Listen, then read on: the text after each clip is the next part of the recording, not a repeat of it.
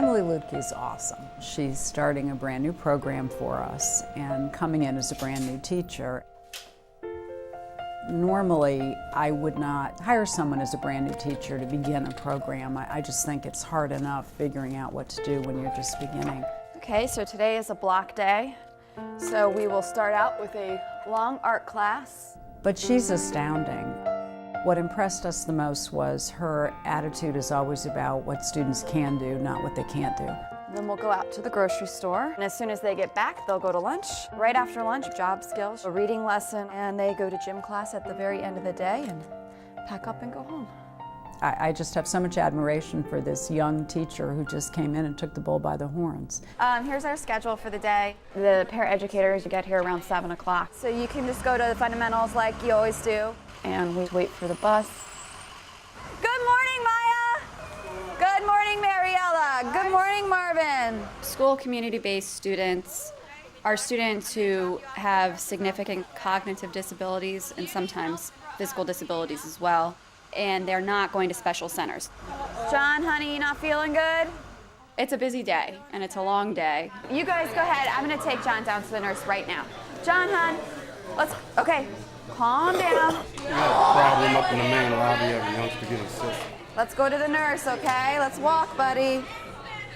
And the nurse isn't here yet. Could somebody come and sit with him in the nurse's office? Okay. So, that's sometimes the way we start out our mornings.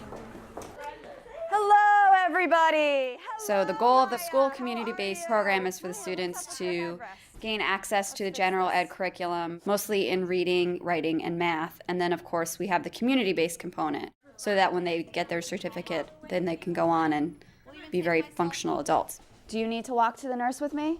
One thing that happens with my students, they very much can set each other off. So for instance, when John came in and got sick right away, that will frequently result in other students feeling sick all of a sudden or being upset. It's very intense the first year. You have a new teacher who is managing quite a few things at one time. Show me where your hands are supposed to be, not on my head. That's right, Marvin, at your sides, let's go. Even in the school community-based program, expectations are very high for all students, so that puts a lot of pressure on teachers. Moving to the art class is always harder. I just wish it didn't happen first thing in the morning because this is my planning period. So. One of the things I always take great pride in with Blake students is how tolerant they are. They're very accepting, they're very tolerant. And the response I see from our kids is, okay, yeah, these are kids in our school. Yeah, they may be a little different, they may have some different needs, but you know, so what? That's cool. Thank you for turning around, okay? Yeah, he did. The rest of the day, no hugs, hon. Let's do high fives. Miss Lutke has those students 7 hours a day. They're learning to be adolescents, so you have that kind of behavior. Because John's not feeling well, John and he is said he very wants sick. to make a card for him so he'll feel better. So she is going to be seeing a whole gamut of emotions throughout the day, probably more so than most parents would see. I really want them to be able to succeed, particularly in the workplace. All right, where are we going today? Grocery store. That's right. I think grocery shopping in particular is just a very important trip. It's an important place for students to be able to feel comfortable, and most of my students are working on different skills. So we'll say hi to the clerk. Hi. That's right, Miss Maya. Hello. You ready to go grocery shopping? Can? I don't know. What do you want to buy? What is that? Nothing. A carton? Good job, Tom. Why don't you ask him your question, Brandon? Where are Salt. 7. Go ahead. 59 cents. Very good. Now here's the part where we have to weigh something. Put them down. Every day is different. Every day I kind of have to attack the problem in a different way. So I'm still learning how to really address all of the academic and behavioral needs of my students on a daily basis, but I'm also, as a first-year teacher, a bit overwhelmed by how much I need to learn just about the school system, like what form I need for which purpose, how to find the form, who to ask. I mean, those are things that I think are just going to come with years of being in the system. I have to go down and feed Maya. I like working with a lot of other adults. It's really nice because they're all very willing to give me feedback on how I'm doing and give me great suggestions. With these kids, sometimes you have to be so creative. And I'll have somebody from InteractCom or the speech pathologist come in and I'll ask her, you know, how can we do this? Something's not working. Someone will have a great idea. So that's what the great thing about it is. The only thing I have trouble with is keeping it all straight. Time management is a major piece that we work with the new teachers, because you're not just working with the student who you can mold, but you're also working with another adult who has their idea of what should be going on in the classroom. If I had a goal for the general ed students who come in contact with the school community-based students, my goal is that they learn how to be comfortable talking to someone who's not exactly like they are. I think it's really important to learn that when you're young, that people who have disabilities are just like everybody else. I think I'll take it because I want to make sure it works. You know, And you'll show me how to use it when you come back? Yeah.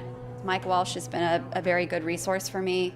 I'm a consulting teacher, and what we do is go into classrooms and support new teachers, novice teachers who are coming in, and we help them learn about Montgomery County's standards of teaching. We help them learn about curriculum. We help them learn the ropes and supply any kind of supports that we can. The intent of all of this is teacher retention. The disruption caused by teachers coming and going certainly impacts the overall effect of our educational process. So we want to attract the very best teachers we can, and then we want to keep them. It's a whole network of people who are dedicated to ensuring Emily's as well as every other new teacher's success. It's the Altum essay reports. Good, good, good, good, good, good, good. I think the idea behind the Altum essay is that students who have disabilities should have access to the general education curriculum. And I think it's critical for the students too, because they want to have benchmarks just like any other student would. Do you stay healthy by eating candy? No, candy's bad. Where's exercise? It's very helpful that my principal and that the staff here is incredibly supportive of this brand new program. That's helped me tremendously. Okay, let's get a good stretch.